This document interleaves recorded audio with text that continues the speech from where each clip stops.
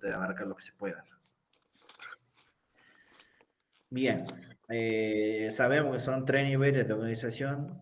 Tenemos el primer nivel, que es el químico, segundo, que son el biológico, y el último es el ecológico. Bien. Dentro del primer nivel, que es el químico, vamos con lo que, lo que forma la materia. Bien. Tenemos el átomo, que el átomo es la unidad más pequeña de la materia. Todo lo que nos rodea está formado por átomos, ya sean seres vivos o seres intangibles. Bien, ¿qué cambia? ¿Cómo están formados? ¿Cómo se combinan esos átomos? Bien. Tenemos de lo más pequeño a lo más grande, recordemos que el átomo está formado por partículas subatómicas. Bien, esto es más para que escuchen, voy a pasar un par de imágenes para que la hagan captura, bien. Tenemos, lo más importante son que están formados por partículas subatómicas. Estas partículas subatómicas son protón, carga positiva, neutrón sin carga y electrón, carga negativa. Bien. Recordemos cómo es la estructura de un átomo. Es un núcleo central y por fuera del átomo se encuentran orbitando lo que son los electrones. Bien. En el núcleo se encuentra lo que es la mayor cantidad de materia, se encuentra lo que es el neutrón, lo que es el protón. Bien. Fotón también, creo. Aquí le voy a hacer una captura. Vean, le voy a compartir la pantalla. Fotón no pide, ¿no es cierto? El fotón, claro, el fotón no pide, o sea, te lo nombra el fotón, pero no lo pide. Bien, acá podemos ver un esquema de un átomo. Tenemos un núcleo central rodeado por lo que son las diferentes partículas subatómicas. Bien, en el núcleo podemos encontrar el protón y el neutrón. Por fuera, orbitando, ya sea en órbitas circulares o elípticas, tenemos lo que son los electrones. Bien. Ahora.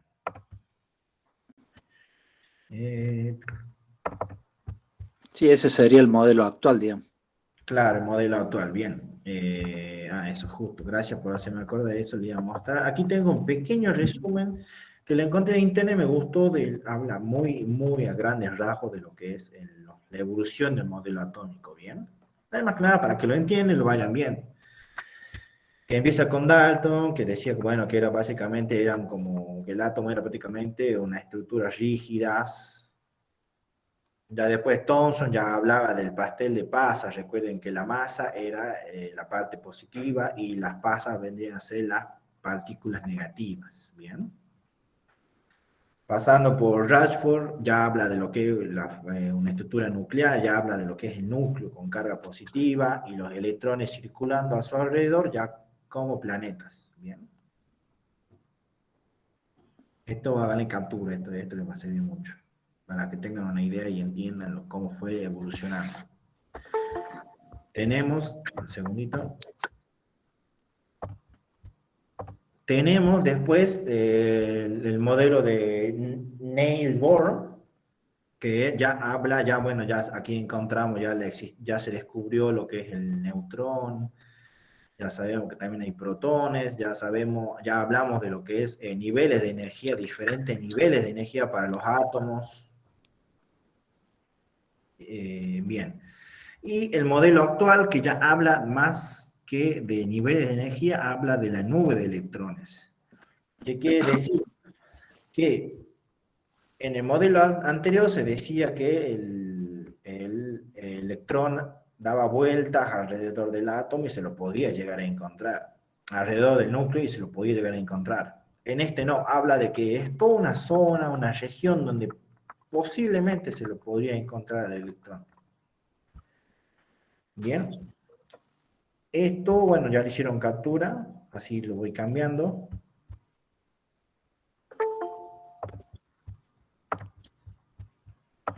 Bien, ahora pasamos a tratar lo que es en tabla periódica, ¿bien? Simplemente para que lo sepan, recordemos que tenemos en la tabla periódica una forma de identificar los átomos con dos números y un símbolo. El símbolo representa el nombre del compuesto, el número más alto es la masa atómica, el número atómico, y el número más chico generalmente es el número atómico. El número atómico, recordemos que es igual a la cantidad de protones que tenga ese átomo. Bien. Para obtener el número másico es simple, es simplemente la suma del número atómico o número de protones más los números de los neutrones.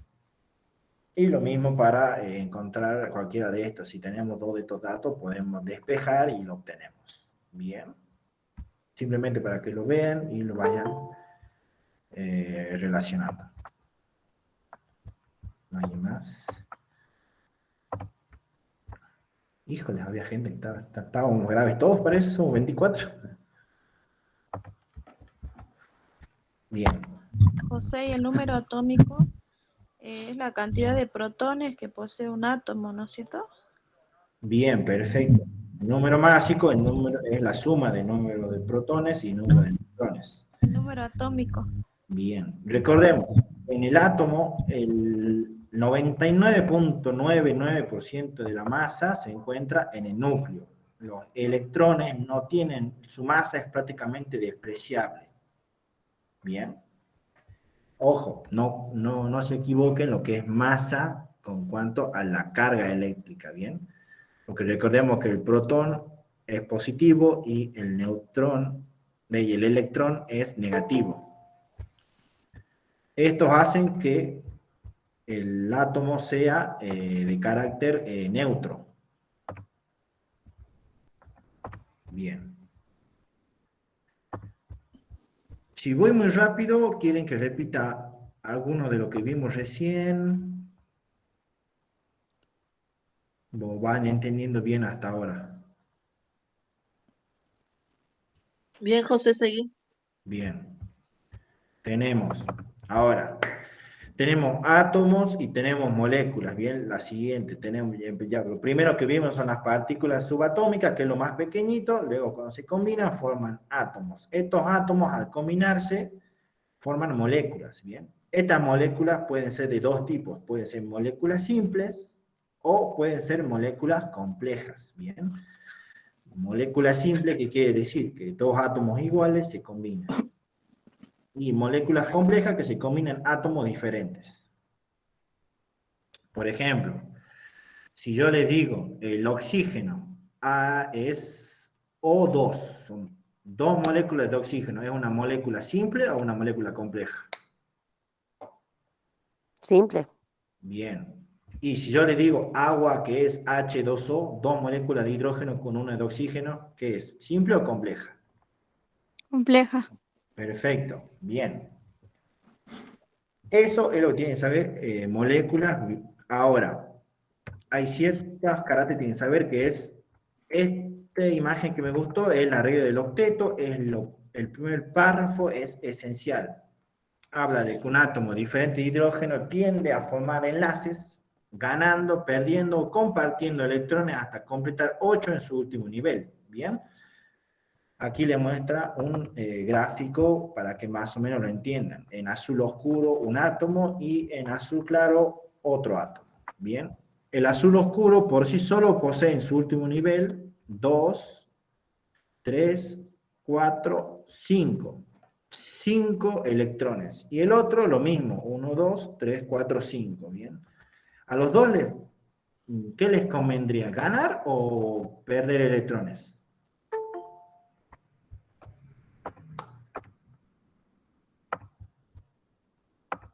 ¿Qué les convendría? Ganar. Bien, es más fácil ganar 3 electrones que perder 5 electrones. Entonces, como en la naturaleza es muy raro que un átomo tire un electrón por tirarlo, pasa, pero es muy raro. ¿Qué hacen? Ellos la comparten. Agarran, se juntan entre sí y lo comparten. En este caso podemos ver claramente lo que está ocurriendo, es que están compartiendo electrones. Específicamente están compartiendo 3 cada uno. Ahora los contemos. 1, 2, 3, 4, 5, 6, 7, 8. Este átomo azul oscurito ya tiene 8 en su último nivel.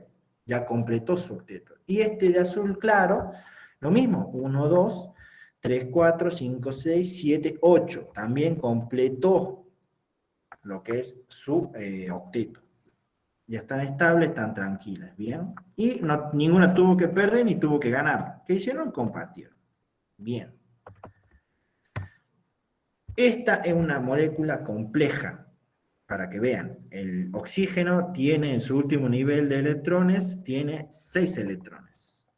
El carbono tiene 4. Entonces, para completar el octeto, al oxígeno le conviene ganar 2 y al carbono le conviene ganar o perder 4. Bien. Entonces, acá tenemos 2, 4, 2 del oxígeno y 2 del carbono. Aquí tenemos 8 para este átomo. Ahora, para este otro átomo de oxígeno pasa lo mismo. Tiene 2, 4, tiene 6 y le pide prestado 2 al carbono. También completó su octeto. Y ahora el carbono, que tenía 4, al prestarle 2 para uno, 2 para el otro, gana en total 8 electrones en su último nivel. Esto es una molécula compleja, porque se forma, es una unión entre dos átomos diferentes. Bien. Eso es prácticamente todo lo que tienen que saber en cuanto a lo que es el nivel químico. Bien. Ahora, ¿alguien tiene alguna duda respecto a esto? ¿Quiere que le explique algo de nuevo? Hable ahora o calle para siempre.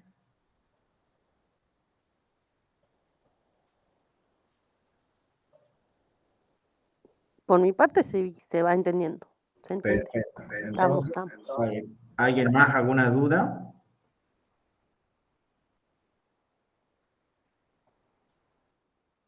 Perfecto, entonces vamos, pasamos al siguiente nivel.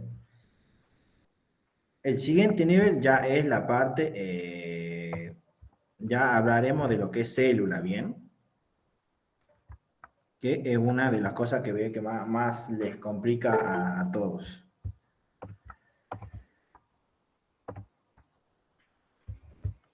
Bien. Célula. ¿Alguno de los que está presente me puede decir la definición de célula?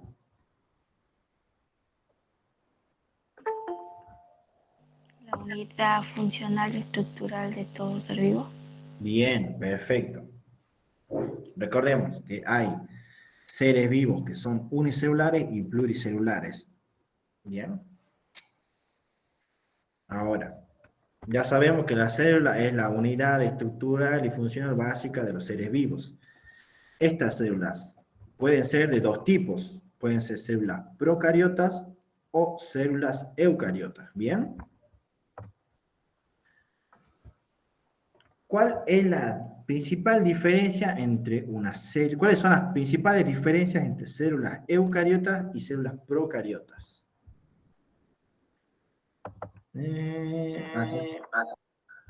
Aquí Que la tenemos. procariota no tiene núcleo. Bien. No, ¿cuál dijiste? ¿Procariota? Sí. No. Recordemos. La procariota es lo mismo que decir una bacteria. Bien. Aquí en este cuadro pueden ver en estos dos primeros ítems, a los otros no le den mucha bola. Podemos ver unas cuantas diferencias. Tenemos que la procariota es más pequeña, que la célula eucariota es mucho más grande. Con que se acuerden que una es más pequeña y la otra es más grande, es más que suficiente. Tenemos que, un segundo. Tenemos que la célula eucariota presenta núcleo, principalmente presenta núcleo. Si tiene núcleo, es célula eucariota. Si no tiene núcleo, es célula procariota. Es lo más esencial. Claro. No, pero ella dijo que es la procariota que no es la que tenía. Dijo procariota que no tenía núcleo. Ah, bien. ¿Verdad que me estoy saliendo, ¿ves? Le había escuchado que era la procariota la que tenía, no. La que no tiene es la procariota. La que sí tiene es la eucariota, ¿bien? Recordemos, la eucariota también tiene mitocondrias, cloroplastos, vacuolas, citoesqueleto. Bien. Mientras que la procariota tiene ADN, sí, pero se encuentra dando vueltas por ahí, no tiene citoesqueleto, no tiene vacuola. Lo único que tiene una procariota son los ribosomas, ¿bien? Esas son las principales. Y el citoplasma. Y el citoplasma por donde se desplaza el ADN, digamos. Claro, se dan, da vueltas por ahí, pero es lo que le da la forma a la bacteria es más que nada la pared celular. En cambio, una célula eucariota tiene citoesqueleto. El citoesqueleto es lo que le da la forma a la célula, le da sostén. Sí. Bien. A ver, recordemos. Tipo de célula, procariota, eucariota. La eucariota se divide en animal y vegetal. Bien. La procariota es más simple, más primitiva, más pequeña, son bacterias. Las más grandes son de los reinos, generalmente tienen, todos los reinos son prácticamente, salvo el monera, son todos de células eucariotas, son moléculas más grandes, son células grandes, más complejas, ¿bien? Poseen principalmente núcleo. Con que sepa que tiene núcleo, es esencial, ¿bien? Consultita, Sí. la profe en el parcial no había puesto comparar entre una célula animal y una eubacteria, creo que le dice. Entonces sería entre una célula eucariota y procariota, ¿que no? Claro, Sí. lo que está pidiendo es precisamente eso, que diferencies entre una célula procariota y Y una una célula eucariota. eucariota. Y cuando, por ejemplo, te pide la profe, porque ya me pasó en otro parcial, que te Sí. pide diferenciar los hongos. Creo que algo así había pedido una vez. Bien, el hongo. El hongo es, recordemos, bueno, ahora estamos viendo precisamente eso. Primero, la célula eucariota se divide, recordemos, en célula vegetal y célula animal. ¿Bien? Sí. ¿Cuáles son las diferencias entre una célula animal y una célula vegetal? ¿Alguien me las puede decir?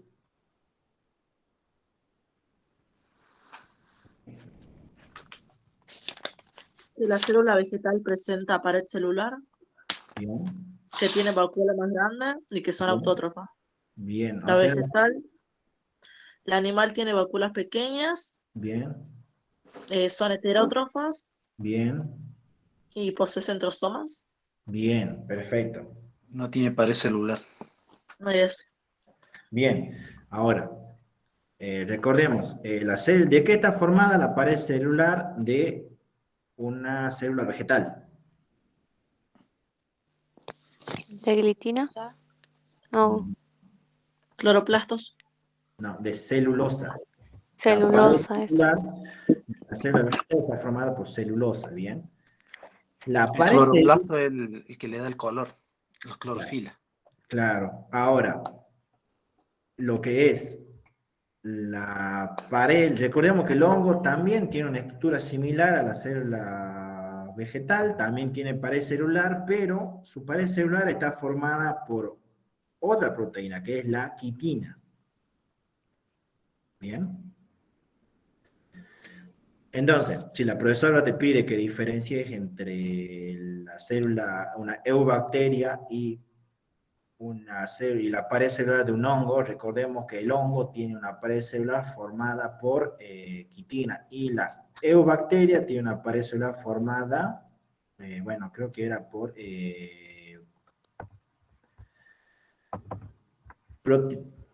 formado por peptidoglucanos. Bien, aquí en esta imagen pueden ver lo que son las arqueobacterias, las eubacterias. Bien, principalmente el de abajo de ADN no le den bola, ese está mal, pero el de arriba es esencial la diferencia entre las membranas y las paredes celulares, la composición de sus paredes celulares. Bien, esto tienen que sabérselo. Sí, la profesora les pregunta.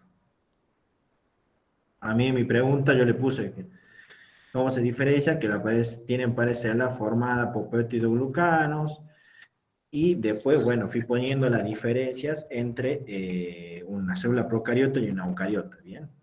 ¿Cuál es la principal diferencia? Que las dos tenían pared celular. Bien. En base a esto, bueno, aquí podemos ver, bueno, la composición de la membrana de las arqueobacterias y las eubacterias. Ambas están formadas por lípidos formados por glicerol, perfecto. Bien. Estas están unidas a hidrocarburos y estas están unidas a ácidos grasos. Esa es una diferencia, tienen, ¿sabes? Esa pequeña diferencia entre ambas. Recordemos que las células eucariotas están formadas por una bicapa fosfolipídica formada por fosfolípidos y proteínas transmembranarias. Bien. Si les preguntan qué diferencia entre esos tres tipos de membranas. Bien.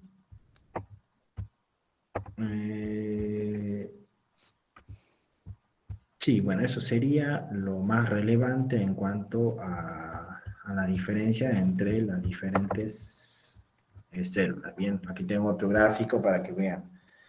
Una célula se divide en eucariota y en procariota. Las procariotas son pequeñas, las eucariotas son grandes, tienen núcleo, tanto animal como vegetal. La procariota no tiene núcleo, el ADN, este hilo que ven acá, está dando vueltas por ahí, tiene únicamente lo que son los ribosomas.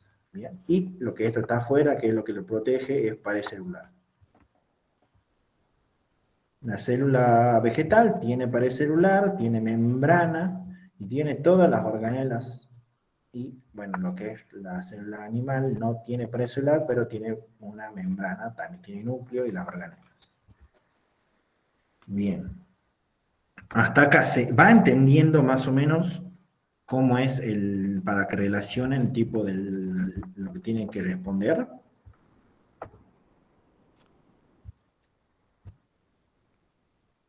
¿Nos Sí, podrían sí se volver a entiende. mandar al archivo de Eurobacterias? Eso. Acá está. Esto es ¿Alguno que lo tenga? esto es Bueno, tenemos acá. ¿Bien? Por ejemplo, yo si la profesora ahora les pregunta, ¿cuál es la diferencia entre una arqueobacteria y una lechuga y las células de una lechuga? ¿Qué van a responder? Que uno es Lo procariota y otro es relacionamos con la... eucariota. Perfecto. Y van a empezar a enumerar las diferencias entre una y la otra. Una más pequeña, otra más grande. Ambas tienen pared celular, eso, mucho cuidado, ambas tienen pared celular, pero una está formada por glicoproteína o por proteína y la otra por celulosa, por ejemplo. Una tiene núcleo, la otra no. Eso es lo que la profesora estaba pidiendo. Diferenciar entre una célula procariota y una eucariota. Y dentro de las eucariotas, ¿qué tipo de eucariota? ¿Bien? Ahora, vamos a pasar a ver muy, muy resumidamente lo que son las organelas. ¿Bien? Tenemos acá este gráfico que más o menos tenía algo que relevante. Tenemos una célula de tipo animal, tenemos lo que más destaca es a ver, esperen un segundo, es el núcleo. Bien. Recordemos, el núcleo es donde se encuentra el ADN y el ARN, el material genético. Recuerden que es una membrana celular que es porosa. Es porosa porque permite la salida del ARN para que cumpla sus diferentes funciones. Bien, eso es todo, tienen que saber del núcleo. Bueno, eso es que se encuentra únicamente en células eucariotas.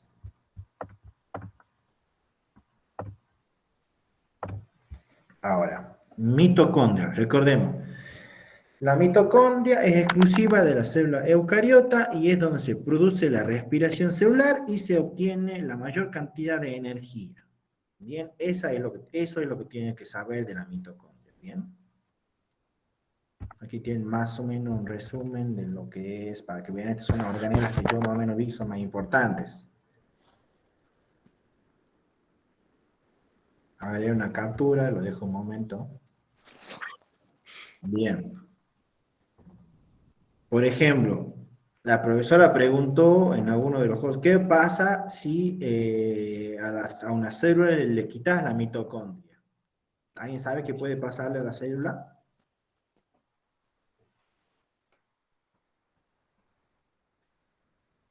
Ya no puede Me respirar. acuerdo que había respondido, No claro, sé, y si no puede respirar, ¿qué puede pasar? Se se muere. moría la célula. Bien. porque no obtiene energía. Bien. Claro, o sea, digamos, para decirle bien a la profe, podríamos poner que, digamos, se detiene la respiración celular, por lo que ya no puede obtener energía y se mueren, digamos. Bien. Así se podría poner, ¿que no? Sí, se podría poner. Esa es una forma. Otra forma es, bueno, es ya viendo el tema de los metabolismos, porque recordemos que hay metabolismos que se realizan en el citoplasma. Pero con que pongan eso es más que suficiente. Bien. Ahora, vamos a pasar con aparato de Golgi, ¿bien?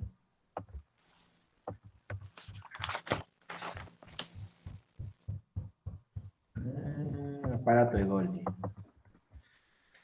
Bueno, tiene que saber, el aparato de Golgi tiene más o menos esta forma. Ustedes acuérdense que son un conjunto de sacos aplanados. Recuerden que todas las organelas están formadas, recubiertas por membrana. Recuerden que la membrana es la misma de la membrana celular, es lo mismo. Todo es membrana, todos están recubiertas. La única orgánula, como dice la profesora, es que no tiene membrana celular, es el ribosoma. Bien, ahora recordemos, estas bolsitas son muchas bolsitas que están aplanaditas, están todas juntitas, que realizan tres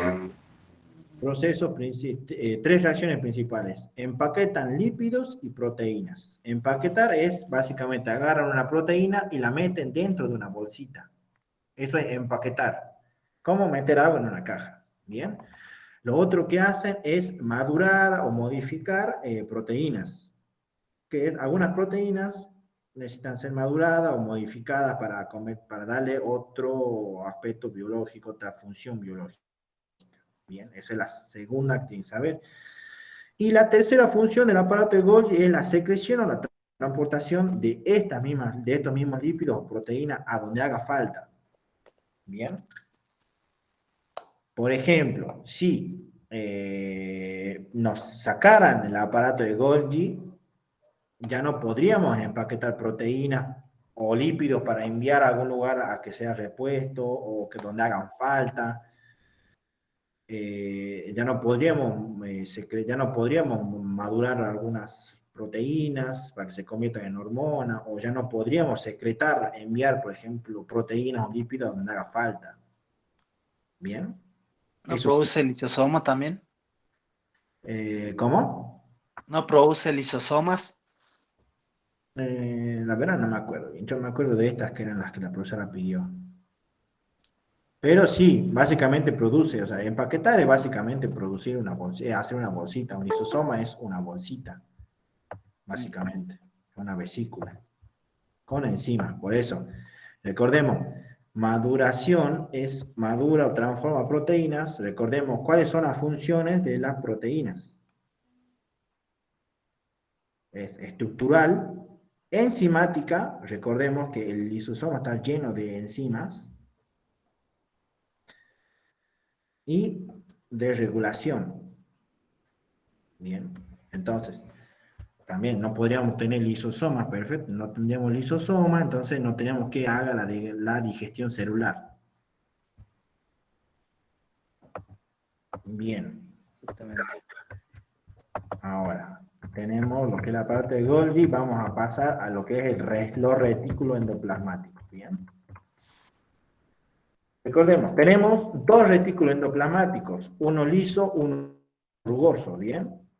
Recordemos, el rugoso es exclusivo de las células eucariotas, solo se encuentra en células eucariotas y su función es la síntesis y transporte de algunas proteínas. ¿Bien? Eso todo tienen que saber del retículo endoplasmático rugoso. Quiere decir que si nos llegara a faltar, ya no podríamos producir algunas proteínas, pero no es que no nos quedaríamos sin alguien que produzca proteínas. Recordemos que tenemos los ribosomas, que son los máximos productores de proteínas. Recordemos, ¿por qué se llama rugoso? Recordemos, es rugoso porque en su membrana se encuentran muchos ribosomas pegados. Bien. Si lo tendría que graficar de alguna forma, de un momentito.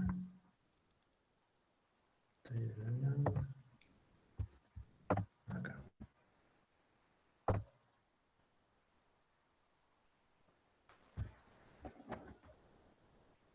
Si lo tendría que graficar de alguna forma, sería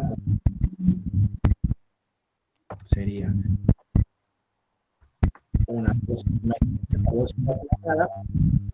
Esto sería su membrana, su membrana pegados un montón de ribosomas. Toda la vuelta de su membrana. Eso sería más o menos la forma que tendría. Para que se den una idea de por qué es rugoso, básicamente. Bien. Ahora, el otro retículo endoplasmático es el liso. Este tiene un poquito más de funciones y es un poco más importante. Bien, aquí lo tenemos. Recuerden que en este no se encuentran los ribosomas, pero sus funciones son tres. Son la de síntesis de lípidos, o sea, tanto para la membrana celular como fosfolípidos, glicerolípidos o colesterol. Bien. Síntesis de lípidos. ¿Qué quiere decir esto? Que, por ejemplo, una de las preguntas que la profesora hizo, ¿qué pasa si se lastiman? ¿Qué pasa cuando te lastimas? Las células se lastiman. ¿Qué se lastima? La membrana plasmática. Bien, ¿qué hay que hacer? No la puedes dejar así. ¿Qué va a pasar? El retículo endoplasmático liso va a empezar a sintetizar fosfolípidos y lo vas a enviar a la membrana para poder reconstruirla. Si lo perdemos ya no van a poder hacer eso y la célula va a seguir dañada.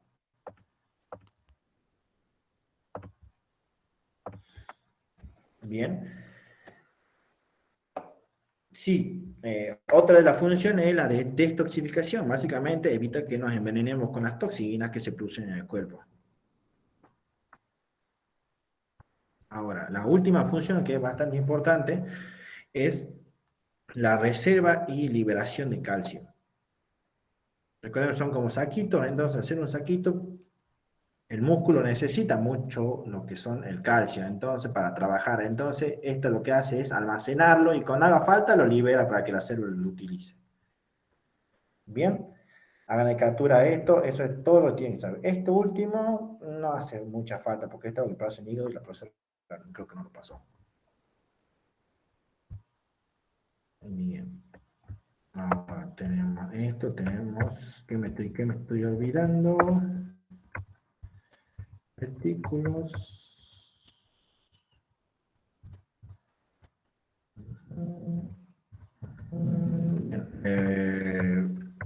Vamos a ver lo que son los, ahora vamos a pasar a ver los ribosomas.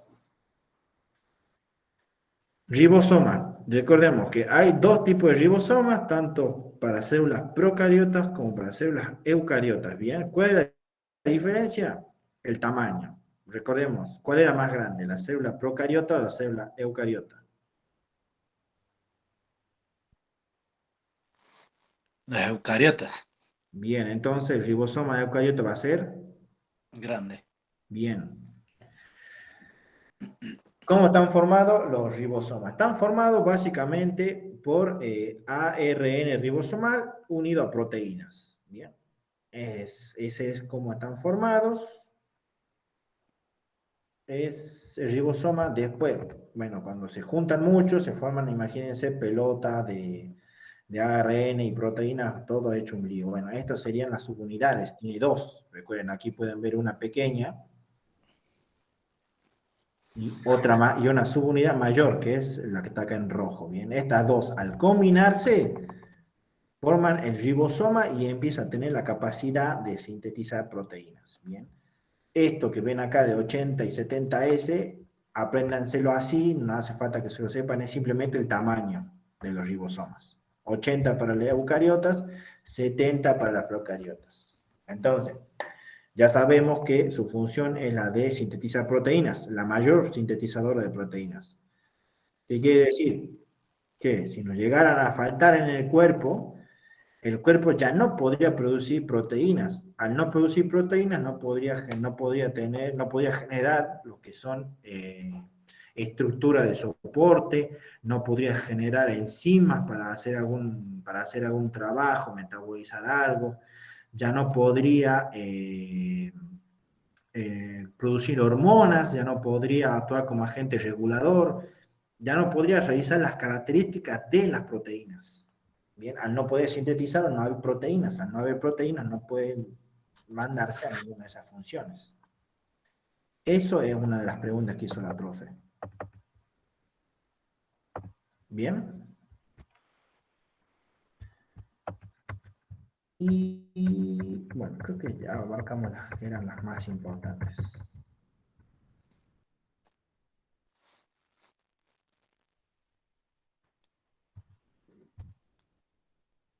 Bueno, ADN, pues ahora vamos a ver el ADN, bueno. La base nitrogenada que hay en cada uno.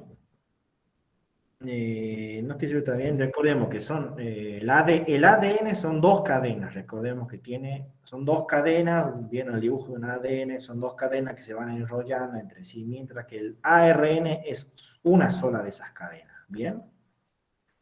El azúcar es una desoxirribosa para el ADN y para el ARN es una ribosa. ¿Cuál es su función? Almacenar información del ADN y para el ARN es la de transformar y transportar proteínas. Esa es la función. Otra que tienen que saber es que el ADN se encuentra en los cromosomas y se encuentra exclusivamente en el núcleo, mientras que el ARN puede salir del núcleo. ¿Bien? Eso es lo que tienen que saber de ADN y ARN, así a grandes. Recordemos, las bases nitrogenadas, el uracilo es exclusivo del ARN y la timina es exclusiva del ADN. ¿Bien?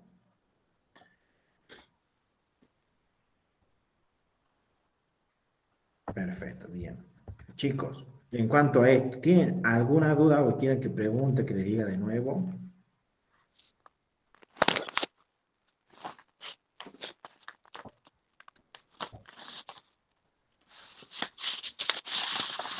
Yo tengo una duda. Decime. Hay algo que no terminé de entender bien. ¿Qué es lo que te pide la profe con relación a lo que es respiración celular? Porque, digamos, traté de estudiarlo y la verdad no lo terminé de entender a todo ese tema. ¿Vos decís lo de metabolismos, lo que ocurren ahí? Exacto, porque la profe me hizo entender que había dos tipos de metabolismo y Bien, bueno. bueno. Ahora, ahora vamos a ver eso. Antes de pasar a lo que es metabolismo, ¿alguien tiene una duda?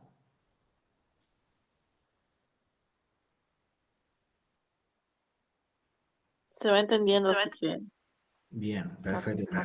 Sí, sí, se entiende mucho mejor. Mucho, mucho mejor. Pasemos a lo Sí, que la es, verdad. pasemos a lo que es metabolismo, ¿bien? Recordemos, tenemos moléculas orgánicas, ¿cuáles son? Lípidos, proteínas, hidrato de carbono y los ADNs, ¿bien? Recordemos, lípidos, tenemos tres tipos de lípidos.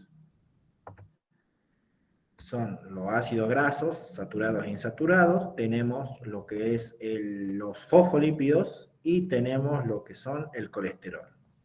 ¿Bien? Ácido graso, saturado e insaturado, ¿qué quiere decir? Cuando un ácido graso es saturado, es que no tiene fluidez. Por ejemplo, una grasa. La grasa es sólida, no tiene fluidez. Uno insaturado, por ejemplo, el aceite. En esa diferencia van a ver claramente eso. Vos ves un aceite, es lo mismo. Los dos son lo mismo, solamente que uno tiene la capacidad de ser más fluido que el otro. Bien, aquí les voy a compartir de nuevo. No sé para qué dejé de compartir, la verdad. Bien. Acá tenemos cómo se vería un ácido graso saturado. Bien, ve que los carbonos están, todos sus átomos, tiene 4, todos sus átomos están ocupados por hidrógeno o conectados con otros carbonos. Mientras que en uno insaturado, Algunos de estos carbonos se encuentran con doble uniones entre ellos. Entonces, como ven acá que se mueve, la molécula se mueve, tiene un tipo de fluidez. Bien. Ahora, el otro tipo de lípido es el fosfolípido. Recordemos, el fosfolípido es su principal función es la estructural y la de defensa. ¿Dónde se encuentra? En la membrana plasmática. Bien. Todo lo que es membrana celular. Fosfolípido. Tiene esta forma, tiene una cabeza polar que siempre va a apuntar hacia afuera o hacia adentro, y colas que siempre van a estar apuntando hacia ellos porque son apolares. Bien. Esta es la estructura de un fosfolípido. ¿Dónde se le encuentra? Membrana plasmática, membrana celular. Su función estructural. Bien. Existen dos tipos de fosfolípidos, los que están formados por recuerden que esta cabeza está formada por un alcohol junto con un grupo fosfato. Bueno, cuando este alcohol es glicerol, los fosfolípidos son glicerofosfolípidos. Y cuando el alcohol es esfingol, se pasan a llamar esfingofosfolípidos. Pero la estructura es la que no cambia. Siempre va a ser una cabeza polar y dos colitas apolares, ¿bien? Ahora, en base a lo que vimos recién de moléculas, de organelas, si se destruyen estos fosfolípidos, ¿quién se va a encargar de sintetizarlos? Si te lastimas y dañas la membrana, ¿quién se va a encargar de sintetizar fosfolípidos para reconstruirla?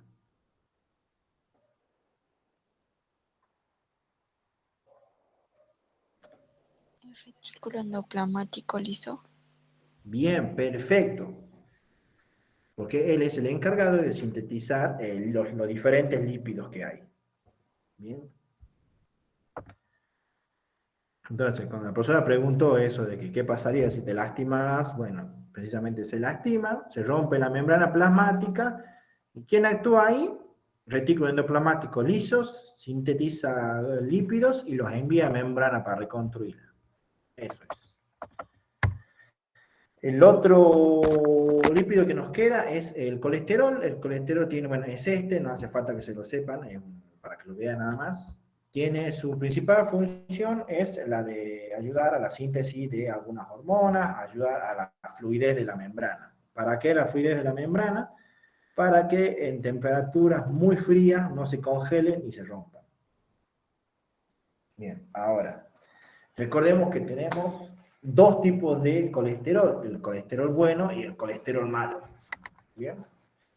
Y eso sería todo lo más esencial en cuanto a los lípidos. Bien. Después tenemos las proteínas. Recordemos que las proteínas están formadas por aminoácidos. Estos aminoácidos son 20. Estos 20 aminoácidos están entre esenciales y no esenciales. Bien. Recordemos, ¿qué quiere decir un aminoácido esencial? Que el cuerpo sí o sí lo necesita. Un aminoácido no esencial, que si está o no le hace mucha falta porque no es algo muy vital. Nada más. Recordemos que las proteínas pueden tener 4 estructuras: primaria, secundaria, terciaria y cuaternaria. ¿Bien? La primaria, secuencia de aminoácidos. Cómo se van enfilando un aminoácido, uno detrás del otro y así. ¿Bien? El siguiente es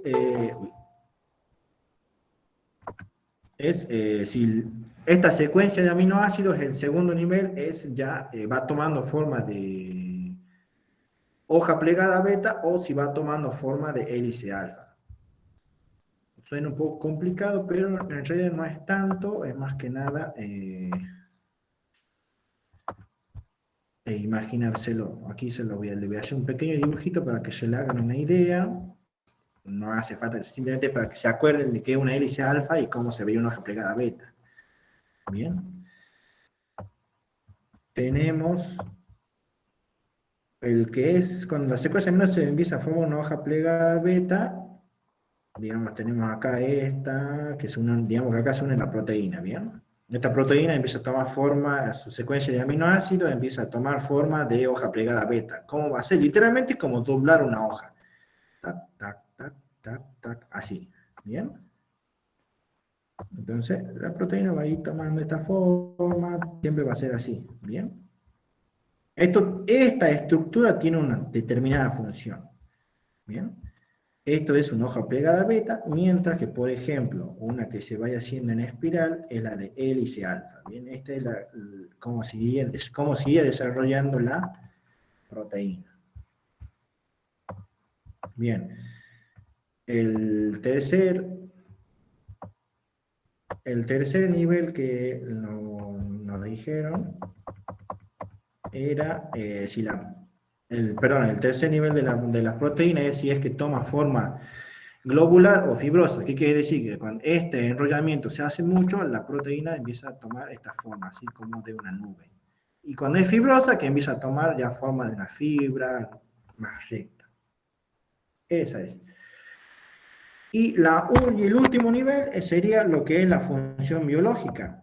¿Qué es la función biológica? Es si la proteína va destinada a ser algo de estructura de sostén, si va destinada a ser una enzima, si va destinada a ser una hormona, o si va destinada a ser algo como un receptor de algo. ¿Bien? Eso es lo que tiene que saber de proteínas. Ahora, carbohidratos, hidrocarburos, como lo sepan. Ellos básicamente son azúcares simples. ¿Bien? Estos azúcares simples, el hidrocarburo por excelencia es la glucosa, ¿bien? Es el azúcar simple que nuestro cuerpo puede metabolizar. Ahora, cuando hay una sola azúcar se llama monosacárido. Cuando se combinan dos, disacáridos, y cuando se combinan más, ya pueden ser polisacáridos, que pueden ser miles de glucosas o de disacáridos combinados. ¿Bien? Ahora, ya vimos lo que es ADN hace rato, entonces ahora vamos a ver lo que es, ya que vimos glucosa, vamos a entrar lo que es metabolismo. Sencillo, no hace falta que se asusten, parece complicado, pero no lo es. Aquí les preparé una imagen que encontré que me gustó bastante, que está bastante buena, es esta. Recordemos, cuando la glucosa ingresa a la célula, ¿qué es lo primero que le va a ocurrir? ¿Alguien me lo puede decir?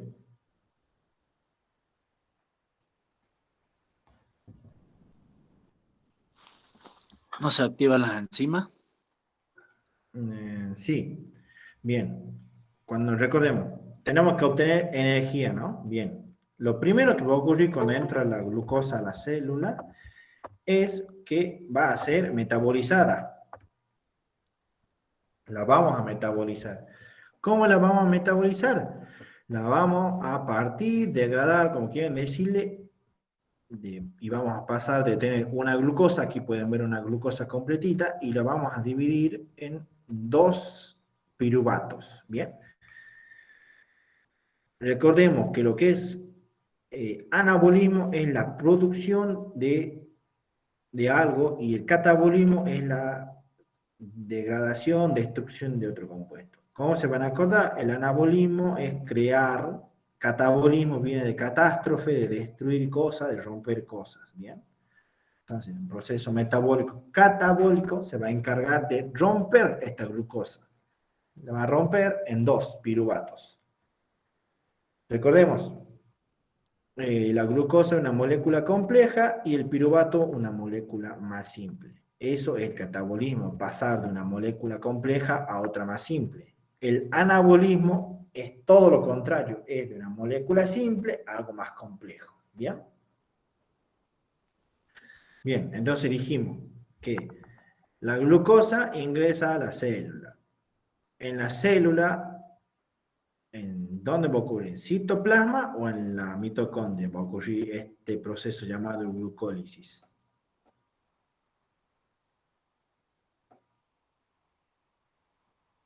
En la mitocondria, ¿no? No. Pero la mitocondria que no la tenemos nosotros y el citoplasma la planta. No, el citoplasma lo tienen todos. Ah, no es cierto que ese es cloroplasto, nada que ver. Bien. Recordemos, lo primero que va a ocurrir cuando entre la glucosa a la célula es que se va a producir un piruvato, 2 piruvatos. Bien. Esto va a ocurrir siempre, siempre, siempre va a ocurrir en citoplasma. Es por eso este cuadrito, ¿ves? Lo primero que le va a ocurrir a la glucosa, en este orden, va a ser, una vez que entra a la célula, se va a convertir de una glucosa a piruvato.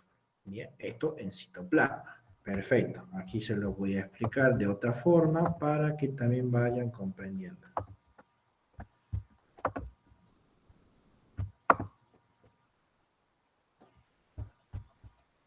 Bien, entonces dijimos que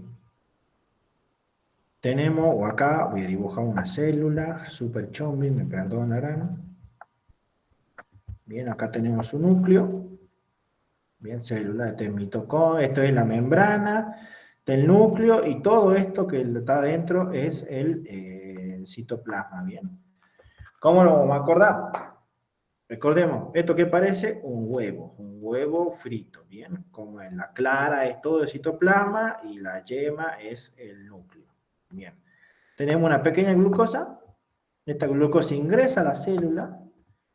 Aquí en célula, ¿qué va a pasar?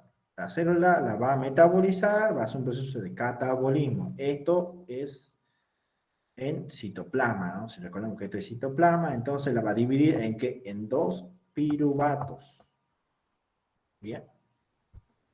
La va a dividir en 2 piruvatos y va a obtener, aparte de eso, algo de energía. Bien. Energía más 2 piruvatos. Bien. Esto ocurre en citoplasma, recordemos. Ahora, esto va a ocurrir siempre, este es un proceso donde no existe la presencia de oxígeno, es un proceso anaeróbico, o sea que no tiene presencia de oxígeno, y es lo primero, tiene que ser lo primero que le va a ocurrir a la célula, a la glucosa, ¿bien?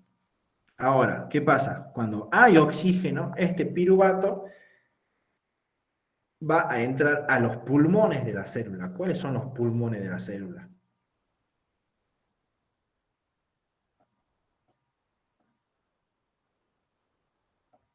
¿El núcleo? No, el núcleo del cerebro. ¿Qué es los pulmones? Vos cuando respirás, inhalás aire, oxígeno. Entonces, ¿quién es la que ¿Mitocondria? respira en la célula? ¿En el mitocondria que no es? Bien. Cuando hay oxígeno, el piruvato ingresa a la mitocondria.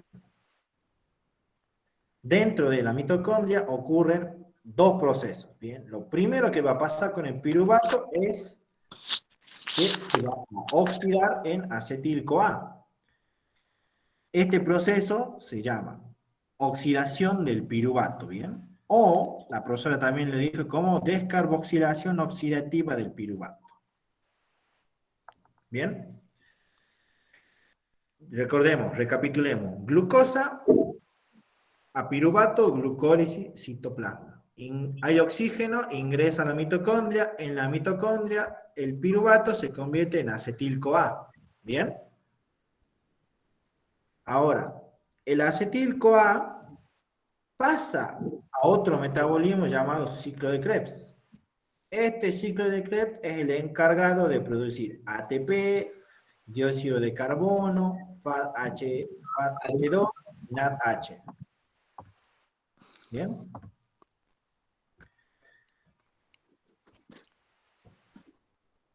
Bueno, ahora recordemos el dibujito que hicimos. Recordemos, la glucosa ingresa a la célula, se divide en 2 piruvatos y libera energía. ¿Bien? Ahora, hay oxígeno, esto ocurre cuando no hay oxígeno. ¿Bien? Y cuando hay oxígeno, aquí voy a dibujar, muy grande obviamente para que se pueda entender, una mitocondria. Queda muy fea, pero una mitocondria. Estos piruvatos van a ingresar a la mitocondria cuando hay oxígeno. junto con oxígeno 2. Ingresan a la célula. ¿Y qué ocurre? El piruvato dentro de la mitocondria, recordemos, produce la oxidación del piruvato o la descarboxilación oxidativa del piruvato. Esto la va a convertir en acetil-CoA. Sería esto un acetil-CoA, ¿bien? Recordemos, ahora, esta acetil-CoA va a pasar a un segundo metabolismo que se va a llamar ciclo de Krebs. Bien.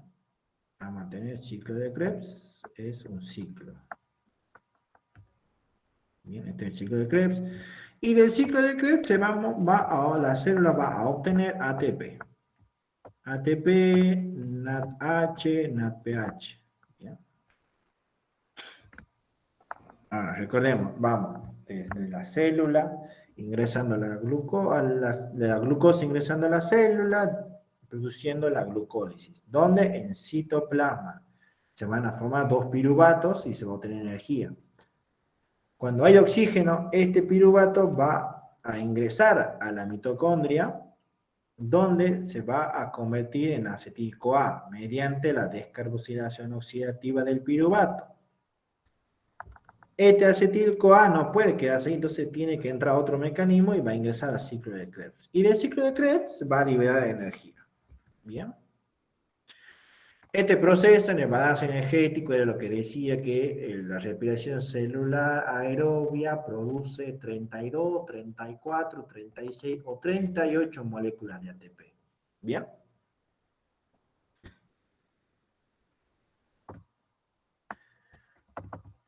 Aquí lo tienen bastante resumido, bastante gráfico. Cuando se acuerdan estos pasos, primer paso, segundo paso, tercer paso, sin oxígeno, con oxígeno. Bien, está clarísimamente dividido, lo de arriba es sin oxígeno, lo de abajo es con oxígeno.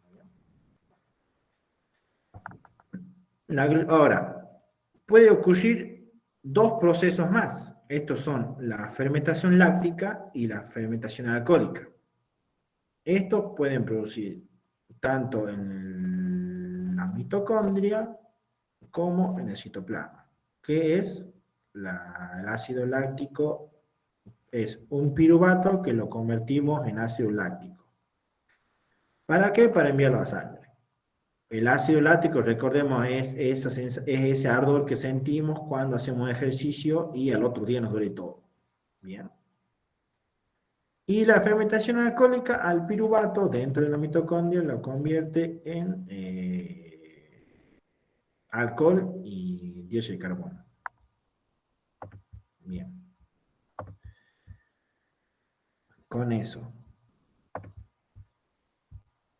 Dame un momentito. ¿Y cuándo nosotros podemos producir la fermentación alcohólica? Y la otra pregunta es, ¿cómo nos damos cuenta que hay fermentación alcohólica? Digamos, un ejemplo así cotidiano, como la fermentación láctica, digamos. Si nos duele todo, bueno, fermentación láctica. ¿La alcohólica cuál sería? Y cuando metabolizas, generalmente metabolizas alcohol o simplemente cuando se haga una actividad física que, recordemos, la fermentación alcohólica es otro mecanismo para obtener energía, ¿bien? Cuando el cuerpo pide demasiada energía, activa todo su metabolismo, o sea, va a activar todo, glucólisis, va a activar fermentación láctica, va a activar respiración celular, va a activar la fermentación alcohólica. ¿Bien? Eso es, o sea, cuando necesite una gran demanda de energía. Ok, perfecto. Bien. ¿Y la láctica, cómo dijiste? ¿Puedes repetirla? La lacta también, básicamente es cuando el piruvato, cuando trabajamos mucho, llega un punto en el que el cuerpo ya no tiene oxígeno. Entonces, ¿qué va a hacer? Va a empezar a producir ácido láctico para tener energía.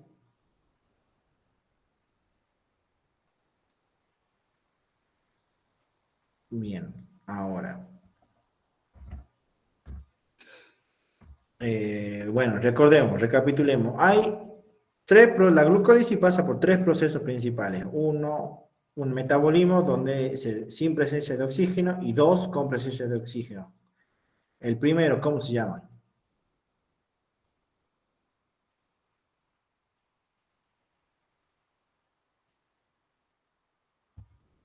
Aeróbico. No, el primer metabolismo. Cuando la glucosa entra a la célula, ¿qué le ocurre en citoplasma? La Glucólisis. glucólisis. Bien, produce la glucólisis, se convierte en piruvato. Ahora, si tenemos oxígeno, ¿a dónde va a ir el piruvato? A la mitocondria. Bien, va a ingresar a la mitocondria y va a convertirse ¿en qué? Acetil-CoA, ¿no? Perfecto, en acetil-CoA. El acetil-CoA, ¿a dónde va a continuar su metabolismo? Ciclo de Krebs. Perfecto. Y del ciclo de Krebs, ¿qué vamos a obtener? 2 ATP. ATP. ATP, ¿qué más? NADH. Bien, ¿qué más? Va a producir energía. FAD-H2 y dióxido de carbono. Bien. Eso es lo que tienes que saber de metabolismo. Si te pregunta, la profesora, una de las preguntas fue, ¿qué ocurre cuando estamos en reposo? Bien. Descansando. Yo le pregunté y la profesora me dijo que su respuesta, ella quiere que le digas que durante el reposo vos no consumís mucha energía, ¿no? Vos consumís lo mínimo. Entonces, ¿cuál de esos procesos es el que produce menos energía? ¿La glucólisis o la respiración celular? Glucólisis.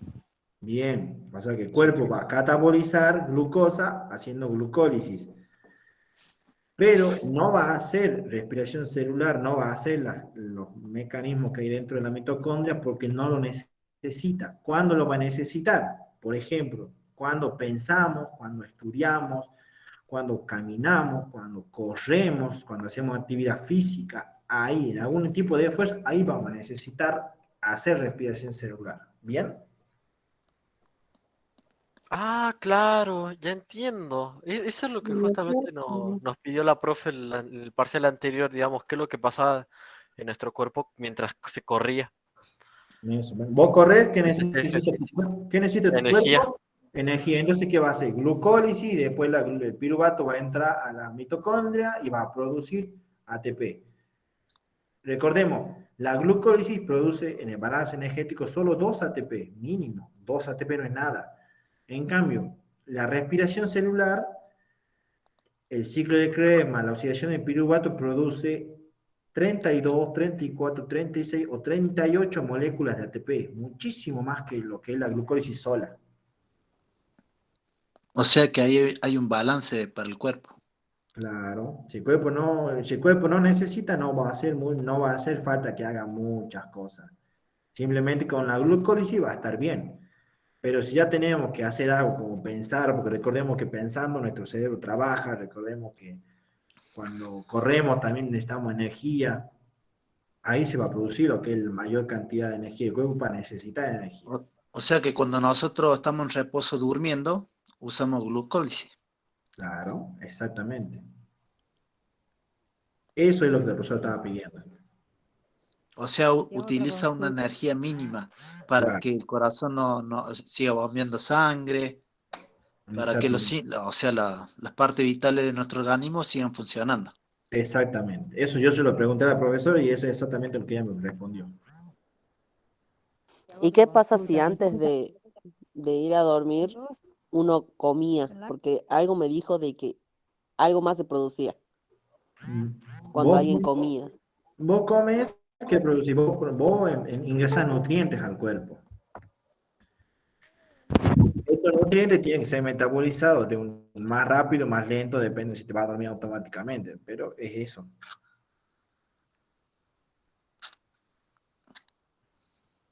Recordemos que ahí ya actúa lo que es el sistema digestivo, todo eso. Y para que el sistema digestivo funcione necesita energía, o sea que sí vas a producir en ese momento. Aunque estés durmiendo, tu estómago va a seguir trabajando. Ya. Ya entendí. Bien. Increíble. Ahora, lo último de metabolismo era lo de la fotosíntesis, ¿bien? Recordemos, la fotosíntesis es el único metabolismo, el único metabolismo de producción que nos dio de anabolismo, ¿bien? Es pasar de moléculas simples a moléculas complejas. Bien, ¿cómo son estas moléculas complejas? Bueno, recordemos, la fotosíntesis se realiza en las plantas, se realiza dentro de la clorofila, de que tienen los cloroplastos, célula vegetal, célula eucariota, ¿bien? Recordemos, la fotosíntesis tiene dos fases, una luminosa y una oscura. La luminosa se llama luminosa porque se realiza es cuando la célula absorbe lo que es el agua y absorbe lo que es energía solar. Y la fase oscura es cuando el cuerpo produce, absorbe dióxido de carbono, que puede ser durante la noche o durante el día, y gracias a la energía solar que acumuló todo el día, produce una glucosa y oxígeno. ¿Bien? Eso es lo que ocurre en la fotosíntesis. Bien, la ecuación que la profesora nos dio es, la ecuación es, en la fotosíntesis participan 6 moléculas de dióxido de carbono y 6 moléculas de agua. Bien, estas con la energía solar se combinan y forman una glucosa y dióxido de carbono. 6, sí. 6 moléculas de oxígeno. Sí. Bien, eso es, y ese es el único proceso anabólico que la profesora nos dio. Bien, ahora nos queda ver lo que son los el nivel ecológico.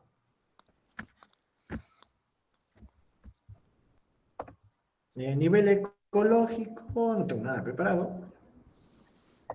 Tenemos, bueno, ya tenemos lo que es la definición de población, que recordemos, la población es el conjunto de individuos de la misma especie que viven juntos e interactúan.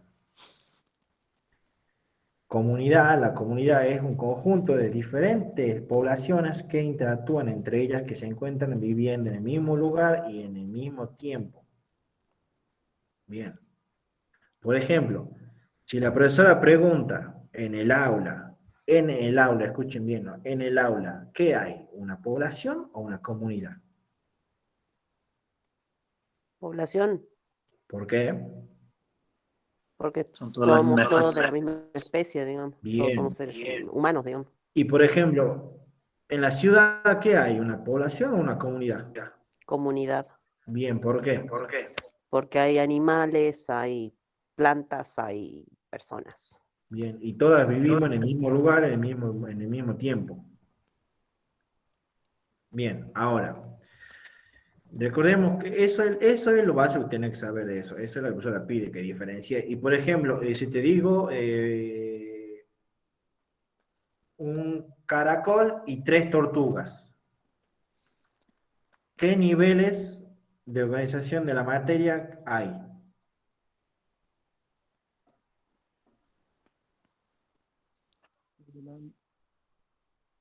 Bien, ¿cuál tiene 2 niveles y cuál tiene 3 niveles?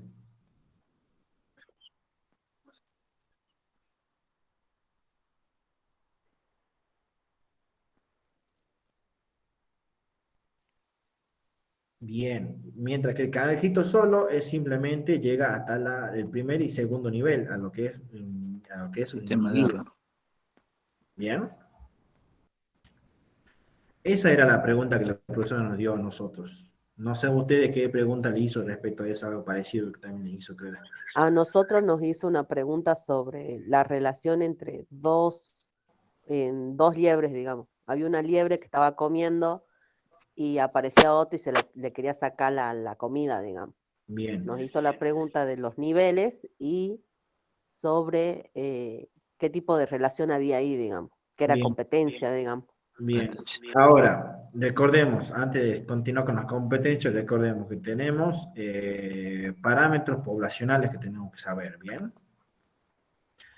Estos son corríjame si me equivoco, la verdad no me los acuerdo bien, son natalidad, mortalidad, inmigración. Migración y emigración.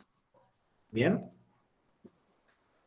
Natalidad, número de individuos que nacen en un determinado periodo de tiempo. Mortalidad, número de decesos de individuos en un determinado periodo de tiempo. Exactamente lo opuesto. Migración creo que era número de individuos que salen que se van de una determinada zona. Y inmigración era individuos que ingresan, que son individuos nuevos que ingresan. Bien. Ahora, antes que me olvide, recordemos, me acabo de acordar en los temas de individuos, recordemos, los individuos, los organismos pueden ser pluri o unicelulares.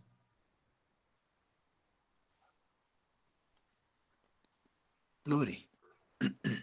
Mal, pueden ser ambos. Recuerda que una sola célula ya puede ser un individuo, recuerda. Por ejemplo, los hongos. Como la bacteria, Claro. las bacterias que son Debe ser unicelulares. vivo.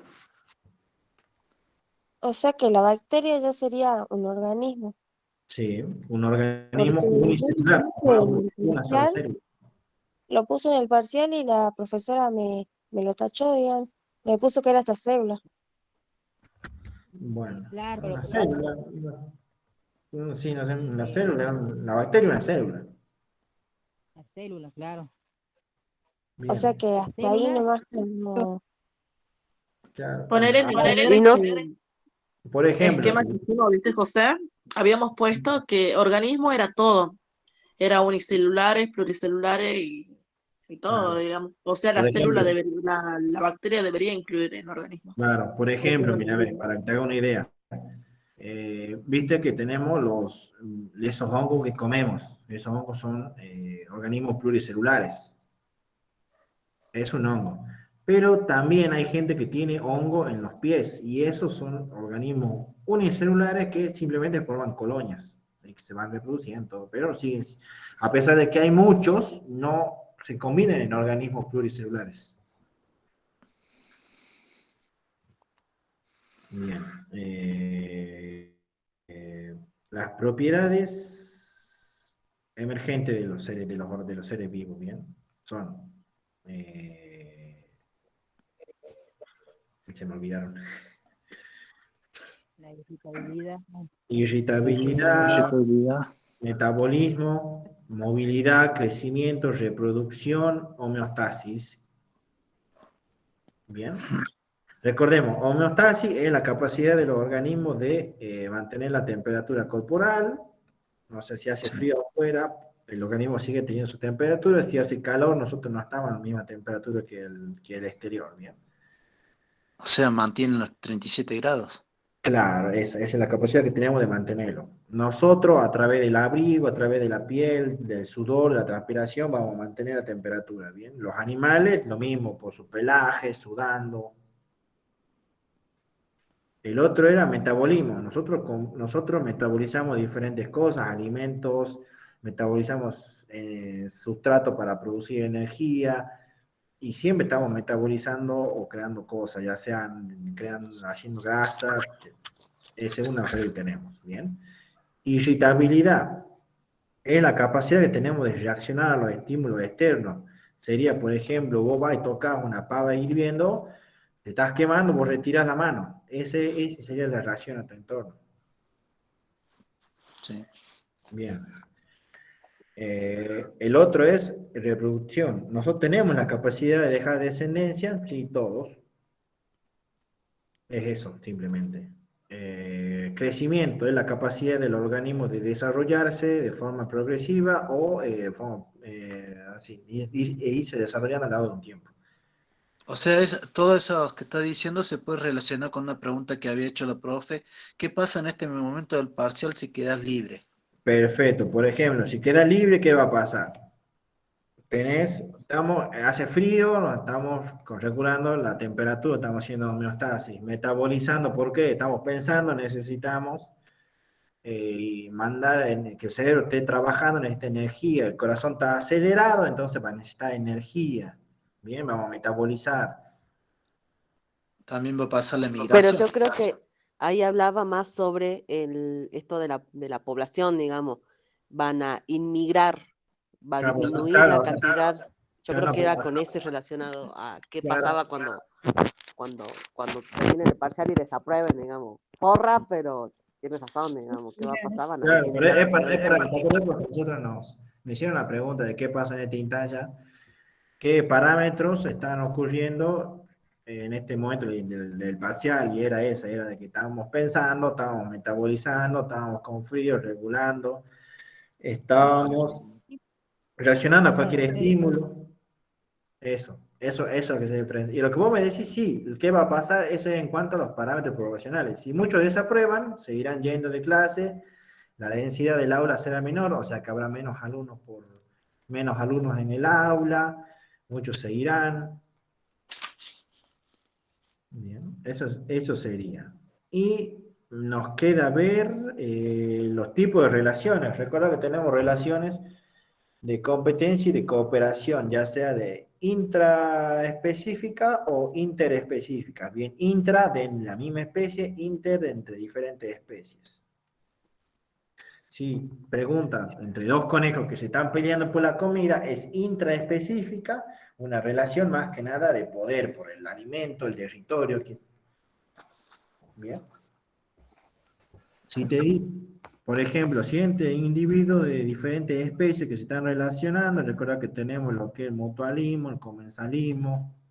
Mutualismo es que ambos se benefician, comensalismo, una se beneficia, la otra no tiene consecuencias. Por ejemplo, el mutualismo, los pajaritos que se ponen encima de un caballo, ellos se alimentan de los parásitos del caballo y el caballo se acicala. ¿Bien? Los dos se benefician.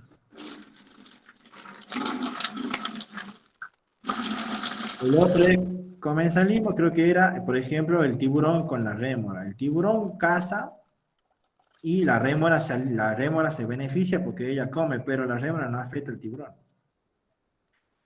Tenemos de parasitismo, un perro con la garrapata se alimenta del perro, pero no lo afecta a nivel de matarlo. Bien. Tenemos la simbiosis es cuando dos organismos prácticamente se fusionan para trabajar juntos. Hay animales que reemplazan órganos de otros. Bien. Ahora, ¿qué más me queda? Bueno, creo que bueno, que nos queda lo que es los ecosistemas. Recordemos que hay dos tipos de ecosistemas, uno artificial y otro natural. El artificial es creado por el hombre, el natural son lo que nos rodea. Por ejemplo, te digo, una pecera, ¿es un ecosistema natural o artificial? Artificial. Bien, ¿y la ciudad? También. Bien, Artificial. bien, perfecto. ¿Y un río? Natural. Bien, eso es. Los biomas, recordemos que tenemos diferentes características, tenemos el desierto, tenemos la sabana, la selva, los serranos. Bien. Y la biosfera básicamente son todos los ecosistemas con todas las poblaciones y todas las comunidades, o sea, básicamente la tierra. Ahora, en cuanto a los animales, existe lo que es la cadena trófica que va desde los consumidores, va desde los productores, que son las plantas que absorben energía del sol, pasando por los consumidores primarios, que son generalmente herbívoros, los consumidores secundarios, que son carnívoros, y los consumidores terciarios, que son otros carnívoros, que se comen a los carnívoros. Bien, luego de todo esto se encuentra lo que, o sea, en cualquier momento de toda esta cadena trófica se encuentra lo que son las descomponedoras. ¿No? Recordemos, el pasaje de materia es del 100%, desde la planta hasta las bacterias va a ser siempre el 100%. ¿Bien? Porque vos te morís, en polvo eres y en polvo te convertirás, dicen. Bien, ahora, en cuanto a la energía que se pasa, recordemos que del sol a la planta era del 100%, de la planta al herbívoro del 10%, del herbívoro al consumidor primario el 0,1% y del primario al otro el 0,001% y así. ¿Bien? Sí, eso es lo que decía de que cuanto más en eslabones esté en la cadena trófica, menor será la energía que llega al siguiente, digamos. Bien. Se le agrega un cero más. Claro, ahora, último, recordemos, tenemos en el nicho ecológico especie dominante y especie clave.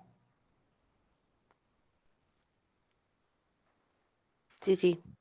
Bien, ¿alguien se acuerda cuál era la especie clave? La especie clave era aquella en la que había mayor cantidad de esos mismos individuos. Bien, No, esa era la bien. especie dominante. Y la especie clave es aquella que domina en sentidos de, como, lo entendía algo así como que domina por inteligencia, digamos, Claro, porque es por mucho ejemplo, más, mira, se instaura. claro, En mi caso yo lo entendía que los humanos somos los claves porque nos instauramos y chau, se acabó. bien. Por Por más que no ejemplo, seamos más que los otros. claro, por ejemplo, mira, es mucho más sencillo también, por ejemplo, en el caso de las hienas con los antílopes. Los antílopes son mucho más que los leones. Bien, pero los leones son los que se encargan de regular su crecimiento, de todo eso. Porque son los que los depredan, son la especie que es dominante, son la especie que domina a la que tiene mayor cantidad. Los leones son poquitos, pero existe un determinado jerarquía entre ellos. Bien. Bueno, y a grandes rasgos, eso sería todo lo del parcial. Es increíble que nos hayas explicado todo y lo entendamos acá en ¿cuántas horas? 1 hora más o menos. Y Más a o la menos. profesora que nos dio casi 3 meses de clase no le entiendo nada. Es increíble. Yo sí te amo, la puta madre que nos parió. Bueno, se aprueba, Marta. Si aprueba, te Sí, hacemos una sí, joda, yo sí. A vos olvídate. solito. Para, para- para el viernes, acuérdense. Para el viernes me llevan a, no sé, a algún lado a tomar cerveza. Con Mira, Jason yo vamos. sí. Te llevo al BIM armado y te pago todos los tragos que vos quieras, yo sí. Todo lo que vos quieras. Bueno, bueno, chicos, yo les deseo suerte, éxitos a todos. Por favor, vamos, qué lindo grupo. Yo sé que todos pueden entender y ir pensando. ¿Cómo? Yo está en la ventana gritándole con pancartas. Gracias, profe, gracias, en serio. Ahora sí logro entender bien glucólisis, que ese tema, te juro, me tenía taladrando la cabeza hace rato, en serio, gracias. Neta, neta, chicos. Gracias, Josie, en serio. Gracias. Sí. Andate a dormir, Ahora te José. dejamos descansar, Josie. Gracias por tomarte el tiempo. Neta, chicos. Nos vemos. No sé. Muchas gracias, muy amable. Nos vemos, chicos. Suerte Muchísimas y gracias. éxito.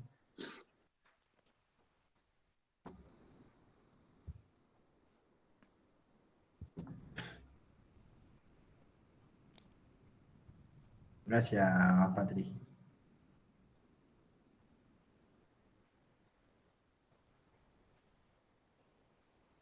Jason, subí la clase, ¿no? Subí el internet, después le mando para que si lo quieren ver de nuevo los chicos. Sí, subí la hora y después.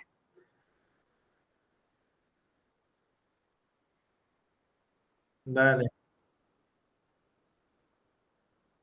bien. Si no se suscribe mucha gente, la borrás después.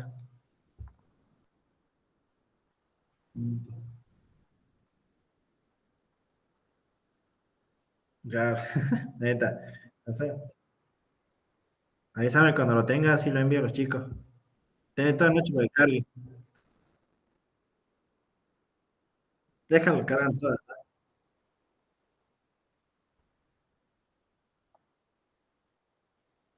Dale.